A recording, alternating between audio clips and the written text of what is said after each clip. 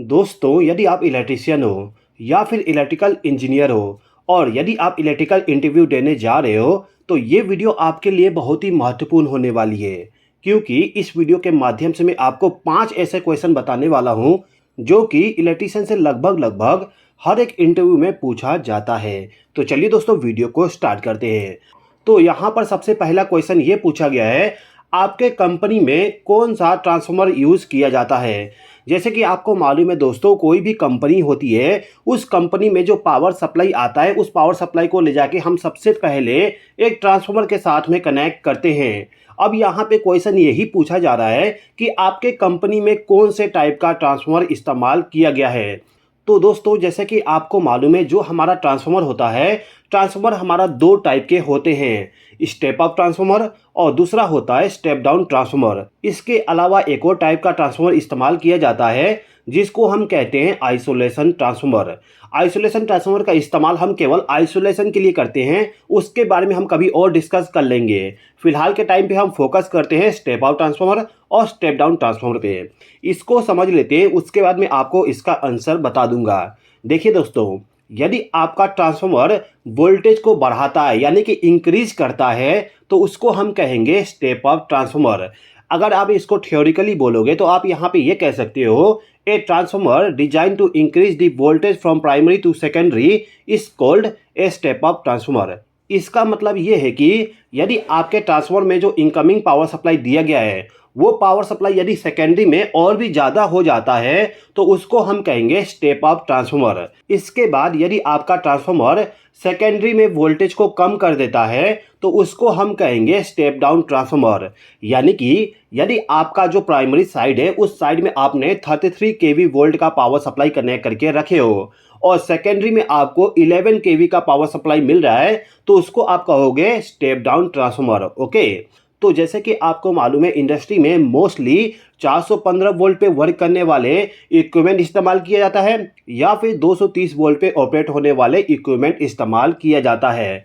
यानी कि आप कह सकते हो लो वोल्टेज पे ऑपरेट होने वाली हमारे इलेक्ट्रिकल अप्लायंसेस होते हैं। यानी कि आपके कंपनी में हाई वोल्टेज जो आता है, उस वोल्टेज को हमें कम करना पड़ता है इस्तेमाल करने के लिए। तो आपके कंपनी में हमेशा स्टेप डाउन ट्रांसफार्मर का इस्तेमाल किया जाता है। तो यहाँ पे क्वेश्चन आपका ये है कि आपके कंपनी में कौन से टाइप का ट्रांसफार्मर इस्तेमाल किया जाता है, तो आपको वहाँ पे आंसर देना है स्टेप डाउन ट्रांसफार्मर। ओके दोस्तों, आगे बढ़ने से पहले एक छोटा सा इंफॉर्मेशन प्रोवाइड करना चाहूँगा। जैसे कि हम जानते हैं कि अनअकैडमी आजकल सभी civil, mechanical, electrical and electronics engineer के लिए बहुत सारे कोर्स प्रोवाइड कर रहा है, जिससे कि सभी इंजीनियर को स्किल अप कर सके और उनके करियर को बूस्टअप कर सके। एज एन इलेक्ट्रिकल इंजीनियर मुझे मालूम है कि सभी इंजीनियर का ये ड्रीम रहता है कि वो आईआईटी से ही अपने स्टडी को कंप्लीट करे, बट कुछ रीजन की वजह से वो कंप्लीट नहीं हो पाता। तो इसी बात को ध्यान में रखते हुए अनअकैडमी आईआईटी के प्रोफेसर के साथ मिलके कुछ कोर्स प्रोवाइड कर रहा है आपके लिए, जिसमें आपको electric vehicle, advance VLSI, drone technology के बारे में बताया जाएगा। इस कोर्स का बेस्ट पार्ट ये है कि इस कोर्स को कंप्लीट करने के बाद आपको सर्टिफिकेट प्रोवाइड किया जाएगा, प्लेसमेंट और इंटर्नशिप का असिस्टेंस मिलेगा। इसके अलावा यदि आपके पास में कुछ अच्छा प्लान है, तो आपको 40 लाख का इंक्यूबेशन फंड भी मिल जाएगा, बेसिक ऑफ आपके एलिजिबिलिटी के। और यदि आप इस कोर्स को ज्वाइन करने के लिए मेरा कूपन कोड इलेक्ट्रिकल 001 इस्तेमाल करती हो, तो आपको स्पेशल डिस्काउंट भी मिल जाएगा। इस कोर्स में कैसे पढ़ाया जाएगा और किस प्रकार से प्रैक्टिकल नॉलेज प्रोवाइड किया जाएगा, उसके बारे में डिस्कस करने के लिए अनअकैडमी की तरफ से 25 जून को एक वर्कशॉप रखा गया है। उस वर्कशॉप को आईआईटीएंस के द्वारा कंडक्ट किया जाएगा। इससे पहले इंट्रोडक्शन का वर्कशॉप ऑलरेडी 18 जून को हो चुका है। यदि आप उसको देखना चाहते हो तो अनअकैडमी के वेबसाइट पे अवेलेबल है। तो उस वर्कशॉप का इनरोलमेंट का लिंक मैंने डिस्क्रिप्शन में प्रोवाइड कर दिया हूँ, वहाँ पे क्लिक करके इनरोलमेंट कर लीजिएगा। चलिए आगे बढ़ते हैं। अब यहाँ पे हमारा सेकंड क्वेश्चन ये है कि इलेक्ट्रिकल पैनल को यदि आप डिजाइन करने जाते हो, तो वहाँ पे आप एमसीबी का इस्तेमाल करोगे या फिर फ्यूज का। सिंपल सा क्वेश्चन है, आंसर भी आपको मालूम ही होगा, लेकिन थोड़ा सा आप कंफ्यूज हो जाओगे, क्योंकि जो हमारा फ्यूज होता है और जो एमसीबी होता है, दोनों का काम एक ही होती है। यानी कि जो हमारा फ्यूज और एमसीबी है, दोनों के दोनों आपको ओवर करंट और शॉर्ट सर्किट का प्रोटेक्शन प्रोवाइड करेगा। लेकिन आजकल यदि आप कभी भी पैनल को देखोगे तो वहाँ पे फ्यूज के जगह पे एमसीबी ही आपको मिलेगा, क्योंकि जो हमारा फ्यूज होता है, फ्यूज यदि ब्लोन हो जाता है, यानी कि एक बार ज़्यादा करंट इसमें से फ्लो हो गया तो फ्यूज हमारा ब्लोन हो जाएगा और फ्यूज के ब्लोन होने के बाद आप इसको दोबारा इस्तेमाल नहीं कर पाओगे, आपको चेंज करना ही पड़ेगा। लेकिन जो हमारा एमसीबी होती है, इसको हम यदि दोबारा ऑन कर देंगे तो पावर सप्लाई दोबारा चालू हो जाएगा। ओके, इसके अलावा जो एमसीबी होती है, एमसीबी आपका बहुत ही ज़्यादा सेंसिटिव होती है कंपेयर टू फ्यूज के। ओके, तो यही रीज़न है कि जो भी आपका इलेक्ट्रिकल पैनल होता है उसमें मोस्टली अभी के टाइम पर एमसीबी का ही इस्तेमाल किया जाता है। ओके दोस्तों, इसके बाद आपसे इंटरव्यू में ये पूछा जा रहा है कि आपके पास में एक ओवरलोड रिले है जो कि ट्रिप हो गया, अब यहाँ पे क्या आप तुरंत उसको रीसेट कर दोगे या फिर कुछ और करने वाले हो? देखिए दोस्तों, ये जो क्वेश्चन है, इस क्वेश्चन को आपके नॉलेज को चेक करने के लिए पूछा जा सकता है, क्योंकि बहुत सारे लोग इस क्वेश्चन का आंसर गलत ही देंगे। वो ये कहेंगे कि जो हमारा ओवरलोड रिले होता है वो यदि ट्रिप हो जाता है तो हम सिंपली इस रीसेट वाले बटन को प्रेस करके इसको रीसेट कर देंगे। लेकिन ऐसा नहीं करना होता है। यदि आप इस ओवरलोड रिले को किसी मोटर के साथ में कनेक्ट करके रखे हो और यदि आपका मोटर रन होते होते अचानक से ट्रिप हो जाता है तो उस कंडीशन में आपको इसको रीसेट नहीं करना होता है। तो जब भी आपसे कभी इस टाइप का क्वेश्चन पूछा जाए तो आपको वहाँ पे क्या कहना है कि सर हम ओवरलोड रिले को रीसेट नहीं करेंगे। इसके पीछे का रीज़न ये है कि सबसे पहले हमें क्या करना है कि हमारा जो ओवरलोड रिले है, ये ओवरलोड रिले आखिर ट्रिप क्यों हुआ उसको हम चेक करेंगे। उसको फाइंड आउट करने के बाद हम उस प्रॉब्लम को सॉल्व करेंगे।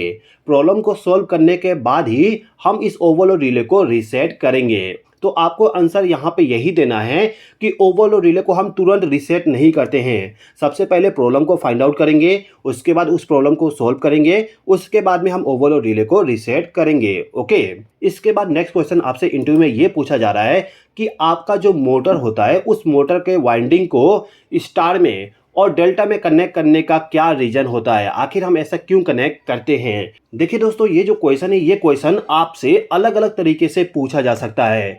आपसे ये भी पूछा जा सकता है कि स्टार कनेक्शन करने पे क्या होगा, इसी प्रकार से डेल्टा कनेक्शन करने पे क्या होगा, या फिर आपसे इंटरव्यू में ये पूछा जा सकता है कि जो हमारा स्टार डेल्टा स्टार्टर होती है उस स्टार्टर में हम मोटर को सबसे पहले स्टार कनेक्शन में क्यों रन करवाते हैं। तो सभी क्वेश्चन का आंसर लगभग सेम होता है, बस आपको क्वेश्चन को समझना है, उसी के अकॉर्डिंग आपको आंसर को बताना होता है। ओके, तो इसका आंसर ये है कि यदि हम मोटर के वाइंडिंग को स्टार में कनेक्ट करते हैं तो उस कंडीशन में जो हमारा मोटर का स्टार्टिंग करंट होगा, स्टार्टिंग करंट 3 से 4 गुना तक ही होगा। जैसे कि आपको मालूम है, जो इंडक्शन मोटर होती है उस मोटर को यदि हम स्टार्ट करेंगे, स्टार्ट करते ही हमारा जो करंट होता है, करंट बहुत ही ज़्यादा फ्लो होती है। उसके बाद 5-6 सेकंड के बाद में करंट जो होती है वो नॉर्मल आ जाती है। तो जब हम मोटर को स्टार्ट करेंगे स्टार कनेक्शन में तो स्टार्टिंग करंट केवल 3 से 4 गुना तक ही होती है। इसके अलावा यदि हम मोटर के वाइंडिंग को स्टार में कनेक्ट कर देते हैं तो उस कंडीशन में मोटर का जो स्टार्टिंग टॉर्क होगा वो भी कम हो जाता है। कम कितना होता है? 1/3। ओके, तो यहाँ पर आपको आंसर ये देना है कि यदि हम मोटर के वाइंडिंग को स्टार में कनेक्ट कर देंगे तो उस कंडीशन में जो हमारा मोटर का स्टार्टिंग करंट है, स्टार्टिंग करंट 3 से 4 गुना होगा। जबकि यदि हम मोटर के वाइंडिंग को डेल्टा में कनेक्ट कर देते हैं तो उस कंडीशन में मोटर का स्टार्टिंग करंट 6 से 7 गुना तक होती है। आप यहाँ पे डिफरेंस देख सकते हो, स्टार कनेक्शन में 3 से 4 गुना होगा और डेल्टा कनेक्शन में 6 से 7 गुना तक होती है स्टार्टिंग करंट। ओके, इसके अलावा स्टार कनेक्शन में स्टार्टिंग टॉर्क का मान कम हो जाता है और डेल्टा कनेक्शन में स्टार्टिंग टॉर्क का मान समान ही रहती है, जो कि नॉर्मल पावर सप्लाई के द्वारा प्रोड्यूस होती है। ओके दोस्तों, यदि आप डिटेल में समझना चाहते हो कि आखिर कैसे करंट कम हो जाती है, स्टार्टिंग टॉर्क का मान कम हो जाता है, तो पूरा डिटेल में मैंने एक वीडियो बनाया हूँ, पूरा स्टार डेल्टा स्टार्टर के रिलेटेड ही वो वीडियो है। तो उस वीडियो का लिंक मैं आपको डिस्क्रिप्शन में दे दूंगा या फिर आप यहाँ पर क्लिक करके उस वीडियो को देख सकते हो।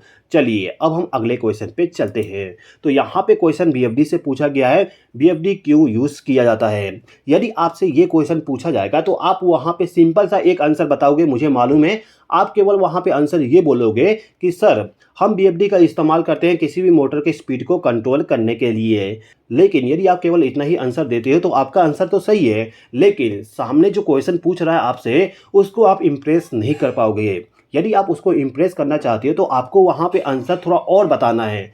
आपको ये बोलना है कि जो हमारा बीएफडी होता है, उस बीएफडी का इस्तेमाल हम सबसे पहले तो स्पीड को कंट्रोल करने के लिए करते हैं। उसके बाद जो हमारा स्टार्टिंग करंट होती है, उस स्टार्टिंग करंट को भी कम करने के लिए हम बीएफडी का इस्तेमाल करते हैं। इसके अलावा यदि हमें मोटर को स्मूथली चालू करना है और बंद करना है, तो उसके लिए भी हम बीएफडी का इस्तेमाल करते हैं। इसके अलावा बीएफडी का इस्तेमाल करने पे एनर्जी सेविंग भी हो जाती है। ओके, तो आपको हमेशा ये चारों आंसर देना है।